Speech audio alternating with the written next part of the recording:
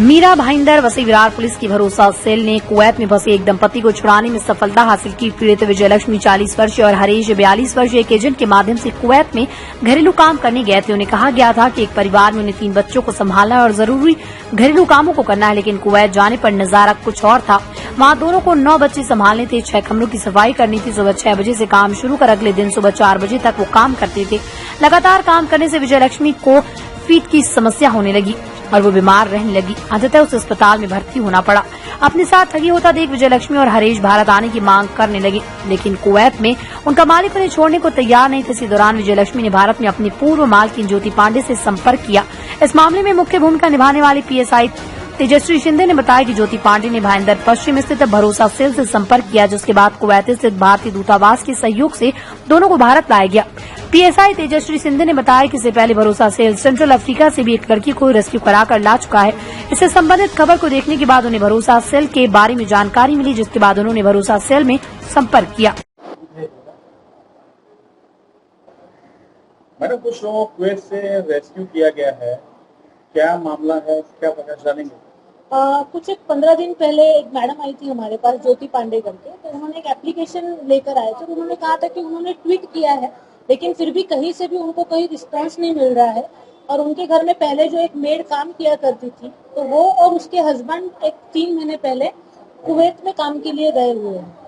जो वहां से वो शायद बीमार हो गई थी और हॉस्पिटल में गई थी, तो वहां से उसने उसको कांटेक्ट किया और बताया कि मेरी तबीयत बहुत खराब है और ये लोग मुझे घर से बाहर निकलने नहीं दे रहे हैं, मोबाइल पे बात करने नहीं दे रहे हैं और मुझे वापस इंडिया आना है, दीदी कुछ भी करके मदद करो।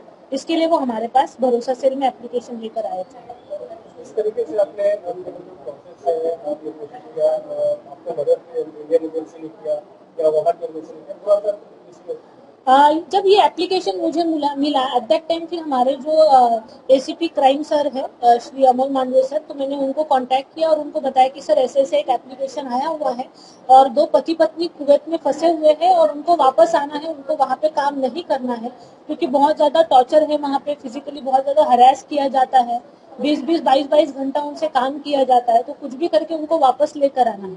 तो सर ने मुझे कहा कि डीसीपी क्राइम सर जो अभी फिलहाल हमारे पास विजयकांत सागर सर जी है, तो उनका लेटर लगेगा एम्बेसी के लिए और वो लेटर अगर आप उनको देते हैं तो डेफिनेटली वहां से हमको कोई ना कोई मदद मिलेगी। तो जैसे मैंने वो लेटर ड्राफ्ट किया, मैंने हमारे जो डीसीपी सर हैं उनका साइन लिया, एम्बेसी को लेटर भेजा, तो दूसरे ही दिन एम्बेसी ने हेल्प करना शुरू कर दिया।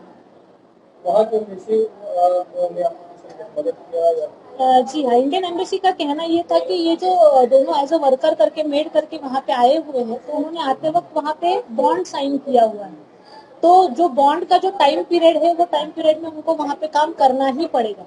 लेकिन अगर वो खुद होकर एम्बेसी तक आते हैं तो ही एम्बेसी उनको हेल्प कर सकती है। तो उसका जो पति था उसने कैसे कैसे करके मुझे कांटेक्ट किया, मेरे से बात किया, तो एट दैट टाइम मैंने उसको एम्बेसी का मैसेज दिया कि कुछ भी करके आप दोनों एम्बेसी तक पहुंच जाइए, एम्बेसी आपको हेल्प कर देगी। मैडम, वहाँ पर किस तरह के लेबर कानून है? वहाँ पे बहुत ही सख्त लेबर कानून है। ओके, तो वहाँ के जो लेबर कानून है उस हिसाब से आपका आपने जो भी बॉन्ड साइन किया हुआ है, उस बॉन्ड का जब तक पीरियड पूरा नहीं होता है, क्योंकि आपका जो वीजा है, वहाँ की जो सारी चीजें हैं, सारा प्रोसेस है, वहाँ का जो मालिक है वो करता है। तो इसके लिए जब तक वो सारा बॉन्ड का पेपर साइन किया हुआ, जब तक पीरियड पूरा नहीं होता तब तक वो लोग आपको वहाँ से रिलीज नहीं करते।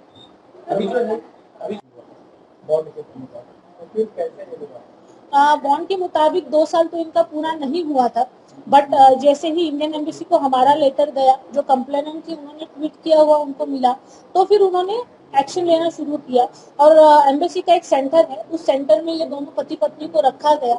उसके बाद according to the Kuwait law इनको लेबर कोर्ट में प्रोड्यूस किया गया और लेबर कोर्ट ने फिर जो उनका मालिक है जहाँ पर ये काम करते थे उनको नोटिस सर्व किया और उनको 4 दिन के अंदर अंदर पासपोर्ट के साथ आने के लिए बोला।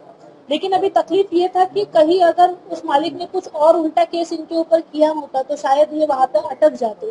तो इसके लिए हमने भी उनको रिक्वेस्ट किया और हमने भी बोला कि सर आप ऐसा कोई भी कदम मत उठाइए कि जिनकी वजह से ये वापस इंडिया नहीं आ सकेंगे। तो उन्होंने भी उस चीज को समझा एंड 4 दिन के बाद उन्होंने उनका पासपोर्ट लेबर कोर्ट में जमा किया। लेबर कोर्ट ने इन दोनों पति पत्नियों को उनका पासपोर्ट रिटर्न किया और फिर बोला कि 4 दिन के अंदर अंदर आप टिकट निकाल के वापस इंडिया जा सकते हैं। ये चीज़ और बात सुन करने कि जब हैदराबाद से आप मिले, आपने आपकी कोशिश के वजह यहाँ आए, वहाँ की परिस्थिति के विषय में इन्होंने कुछ बताया? जी हाँ, वहाँ की कंडीशन बहुत ही खराब है और शायद और भी लोग वहाँ पे अटके हुए हैं जिनकी प्रोसीजर नहीं हुई है। तो ज़रूर मैं इंडियन एम्बेसी को इस जरिए रिक्वेस्ट करना चाहूँगी कि जो भी लोग वहाँ पे अटके पड़े हैं उनकी प्रोसीजर जल्दी से जल्दी की जाए और उनको वापस इंडिया अपनी फैमिली के पास भेजा जाए।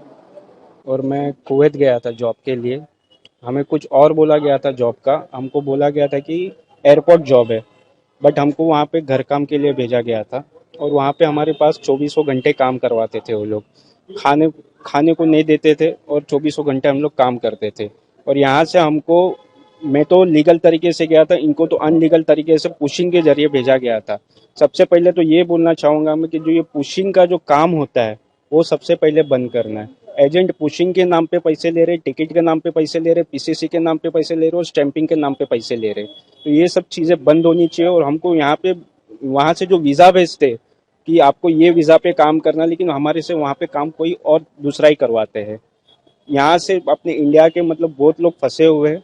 एक बंदा है मेरे पास जो 20 साल से इंडिया गया नहीं है, 20 साल से वहाँ फंसा है। इंडियन एम्बेसी उनका फाइल लेके बैठे, लेकिन अभी तक उनका कोई काम नहीं हुआ है। एक बंदा है, उनका ट्रैवल बैंड हो गया, जो 3 साल तक इंडिया नहीं आ सकता है। इंडियन एम्बेसी काम कर रही है, बट जो काम होना चाहिए, जिस तरह से काम होना चाहिए उस तरह से काम हो नहीं रहा है। फिर भी हमारे इतने अच्छे नसीब है कि हम लोग 15 दिन में यहाँ इंडिया आ गए। सब ज्योति मैडम और तेजस्वी मैडम की वजह से हम लोग यहाँ पे आ गए हैं। अभी भी लोग फंसे हुए हैं, उनको कोई भी तरीके से एम्बेसी से, सेंटर से बाहर निकालना है। मैं मीरा रोड की हूँ और मेरे को पहले ऐसा बताया था कि आपका पगार 40,000 है इंडिया का, और उसने मेरे को ये भी बोला था कि एयरपोर्ट में जॉब है, आपको खाना पैकिंग करना है, ऐसा करके बताया। फिर उसके बाद गए हम लोग, यानी कि रमज़ान के टाइम गए थे। रमज़ान का टाइम, जाने का टाइम, जैसे हम लोग कोची गए थे, मैं कोची से दुबई, दुबई से कुवैत गई। तो मैंने उनको पूछा था एजेंट को कि आप ऐसे क्यों भेज रहे हो, तो उसने बोला कि पुशिंग में जा रहे हो, तुम्हारा पासपोर्ट नॉन ईसीआर है करके। उसके बाद वहाँ से मैं कुवैत गई, फिर कफ़िल आया, कफ़िल आते मेरे हाथ से पहला फ़ोन ले लिया, फिर उसके बाद मेरा पासपोर्ट ले लिया। तो मैं पहला गई, फिर उसके बाद हरीश जी बाद में आए थे, तो गए, मेरे हाथ से ले लिया। तो मैंने बोला फ़ोन ले लिया तो मैं घर में फ़ोन करूँगा, तो बोले ठीक है चलो करके अंदर लेके गए, घर पे लेके गए। 2 दिन अच्छे से खातिर पीतिर किया, मतलब 2-3 दिन हम लोग के साथ व्यवहार अच्छा था। उसके बाद 24 आवर सुबह 6 बजे उठाते थे, शाम को 4 साढ़े 4 बजे रूम में भेजते थे, ताला मारते थे। मैं इनको बोलती थी अरे ताला मार रहे मेरे को, क्यों ऐसा, मेरे को नहीं समझ में आ रहा है। और 6 बजे उठा रहे, खाना नहीं है, कुछ नहीं है। और जब भी अगर मैं खाना खाने के लिए बैठी हूँ, मुझे काम करने के लिए बुलाते हैं। और वहाँ पे ऐसे लोग हैं कि आप बोलो मत, कि आपको टॉर्चर, मेंटली टॉर्चर करवाते हैं। मैं मेंटली टॉर्चर होके मैं हॉस्पिटल में एडमिट हो गई थी। मैंने बोला है कि मेरे को फ़ोन दे दो ना सर करके, तो मेरे को फ़ोन दिया था, मैं हॉस्पिटल में एडमिट हूँ करके। तभी मैंने ज्योति को बोला, ज्योति मेरे को ऐसे ऐसा हॉस्पिटल में एडमिट हुआ, मेरे साथ ऐसा ऐसा हो रहा है, प्लीज़ मेरा मदद करना। फिर मेरा फ्रेंड ने ट्विटर में डाली थी, फिर इंडियन एम्बेसी में डाला था। इंडियन एम्बेसी सामने से मेरे को फ़ोन किया था कि आप इंडियन एम्बेसी आ सकते हो क्या। हम लोग कैसे आएंगे, क्योंकि पूरा रूम को ताला मार के वो लोग रखते थे। तो कैसे कैसे करके मैं इंडियन एम्बेसी गई। इंडियन एम्बेसी में जाके देखा तो मेरे जैसे 100 औरतें वहाँ पे फंसे थे। उन लोग में से मैं एक औरत ऐसी हूँ कि मैं 15 दिन के अंदर आई, क्योंकि स्पेशली ज्योति और तेजस्वी मैडम ने, उन लोग ने इतना मेरा हेल्प किया कि आज का दिन मैं यहाँ पे खड़ी हूँ। कि महाराष्ट्र से सिर्फ मैं एक लेडीज में अकेली थी, ठीक है, और 2 मुस्लिम्स थे, भीमंडी के थे। और मैं महाराष्ट्र के पुलिस से ये बोलती हूँ कि वहाँ पे 100 लेडीज फंसा है, प्लीज़ उन लोग को भी बुला दीजिए इंडिया में। मैं धन्यवाद कहती हूँ उन लोग को, तेजस्वी मैडम को, मेरे फ्रेंड को। आज का दिन मैं अपने बेटी का चेहरा और अपने बच्चे का चेहरा देख रही हूँ।